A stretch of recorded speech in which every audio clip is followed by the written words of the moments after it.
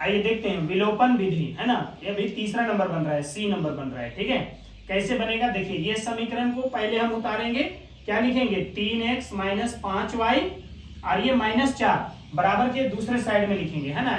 Left side में, बायां side में केवल x और y वाला को लिखेंगे, और जो अचर पद है जिसमें अक्षर नहीं है उसको दूसरे साइड में लिखेंगे। तो -4 बन गया +4, इसको समीकरण पहला मान लेंगे। ओके, अब आ जाइए इसमें, तो 9x और ये क्या है बताइए 2y, जो बराबर के दूसरे साइड में है, तो उसको बुला लेंगे हम लोग, -2y हो जाएगा, क्योंकि ये अपना साइड चेंज कर रहे हैं, राइट में था लेफ्ट में आ रहा है, दाहिने तरफ से बाएं तरफ आ रहा है।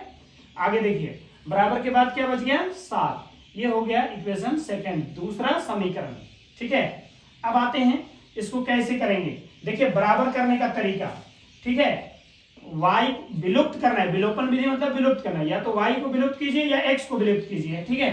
किसी को भी कीजिएगा आपका आंसर आकर रहेगा।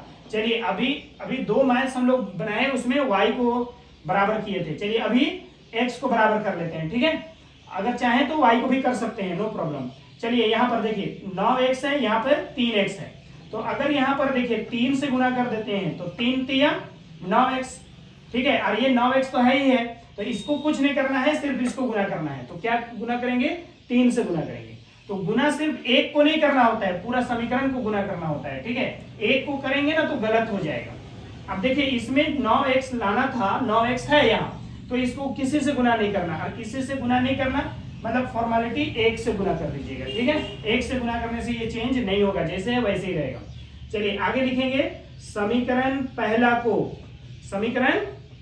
को कितना से गुना कर रहे हैं हम लोग, 3 से, तथा दूसरा को कितना से गुना कर रहे हैं, देखिए 1 से गुना करके, बताइए जोड़ेंगे या घटाएंगे, सोच लीजिए पहले। अभी 2 मैथ्स बना चुके हैं हम लोग, है ना। तो समीकरण पहला को 3 से और समीकरण दूसरा को 1 से गुना करके, अब बताइए जोड़ेंगे या घटाएंगे। दोनों में एक ही साइन दिख रहा है, देखिए प्लस या माइनस, तो ये साइन को चेंज करना पड़ेगा तभी ये विलुप्त होगा। तो साइन चेंज करने का मतलब है कि हम लोग को यहाँ पर घटाना पड़ेगा, घटाने पर, ठीक है।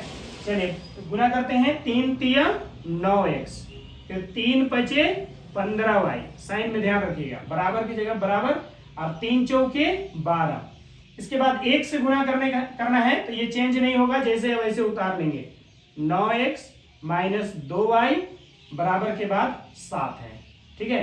चलिए अब ये साइन चेंज करते हैं, साइन चेंज करेंगे, यहाँ पर प्लस है तो लिखेंगे माइनस, और यहाँ पर देखिए यहाँ माइनस है तो लिखेंगे प्लस, और यहाँ पे प्लस है तो लिखेंगे माइनस, ठीक है। ये जो नीचे रहेगा ना, उसी समीकरण का साइन को चेंज करना है, लेकिन मिटाना नहीं है, जहां है वही रहेगा, बस उसकी जगह पे लिख देना है, उसके जस्ट नीचे में साइन चेंज करके लिख देना है। जैसे यहाँ माइनस है, लिख दिए प्लस।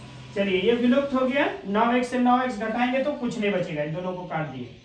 अब 15y के सामने माइनस और 2y के सामने में प्लस। अब बताइए, एक में माइनस है, एक में प्लस है, अलग अलग साइन हुआ, तो अलग अलग साइन मतलब क्या, घटाना है। तो 15y से 2y घटा दीजिए, कितना y बचेगा, 13y, बिल्कुल सही, 13y बच रहा है। अब देखिए बड़ा के सामने प्लस है या माइनस है, माइनस है, तो इसलिए यहाँ पर माइनस लगेगा। ओके, चलिए अब आगे वाला हम देखते हैं क्या करना है। 12 में प्लस और y ये जो 7 है उसमें माइनस, तो अगर अलग अलग साइन हो गया, तो अलग अलग साइन होने से क्या करते हैं, घटाते हैं। तो 12 से 7 घटा लीजिए, क्या बचेगा 5। तो इस तरह से y बराबर 5 बटे ये -13 यहाँ आ गया, ठीक है। तो y का मान आ गया 5 बटे 13, लेकिन ये माइनस नीचे है या ऊपर है, बीच में मान के चलिए इसको, है ना। y बराबर -5 बटे 13, अगर नीचे आ जाए तो उसको बीच में रख लेना है, ठीक है। चलिए y का मान आ गया। अब हम लोग y का मान को कहां रखेंगे, समीकरण पहला या दूसरा में रखेंगे। तो लिखते हैं y का मान समीकरण पहला में रखने पर, ठीक है, समीकरण पहला में रखने पर। तो पहला समीकरण को उतार देंगे। क्या है पहला समीकरण, 3x माइनस 5y बराबर 4। चलिए 3 की जगह पे 3, और अभी y का मान रखना है, तो x को तो x लिखेंगे -5, और y के जगह पे क्या लिखना है, -5 बटे 13। तो -5 बटे 13 और बराबर के बाद 4। चलिए आगे इसको सॉल्व कैसे करेंगे, देखिए 3x उतार दीजिए, यहाँ माइनस है, यहाँ माइनस है, तो क्या हो जाएगा प्लस 5 पचे 25। देखिए काटता तो नीचे से काटते, 5 और 13 कटेगा नहीं, इसीलिए गुना करेंगे ऊपर वाला से, बटे में है 13 और बराबर के बाद 4। आगे बढ़ते हैं, 3x बराबर 4, ये प्लस 25/13 है, माइनस 25/13 होगा। ठीक है, फिर आगे बढ़ाते हैं, देखिए 3x अभी उतार दीजिए, इसको सॉल्व करना है, बटे में 1 रख लीजिए, है ना, एक रख लेंगे, बटा में जिसका बटा कुछ नहीं उसका बटा में 1 होता है, 13 1 का 13। ठीक है, अब इसको गुना करेंगे, क्रॉस मल्टीप्लाई ना, कोना कोना गुना करेंगे, 13 चौके 52 माइनस 25 1 का 25। चलिए अब आगे बढ़ाते हैं, 3x बराबर 52 से 25 घटाइए, 12 से 5 7 बचेगा, फिर 4 से 2 घटाइए 2 बचेगा, बटे में 13। ओके, फिर आगे बढ़ाते हैं, तो देखिए x केवल रखेंगे, क्योंकि हमें तो ये 3 जो है उधर सॉल्व नहीं किए थे, इसलिए रख रहे थे ना, ये 3 रख रहे थे। अब हम इस 3 को उधर भेज देंगे, तो 27/13, और ये 3 जो है गुना में आएगा, भाग में, यानी कि नीचे वाला के साथ में आएगा, तो 3 1 का 3, 3 9 27। इस तरह से फाइनल आंसर आ गया x बराबर 9। ठीक है, x बराबर 9, और ये बटा में है 13, तो 9/13, x बराबर 9/13 और y बराबर 5/13, ये आंसर आ गया। ठीक है।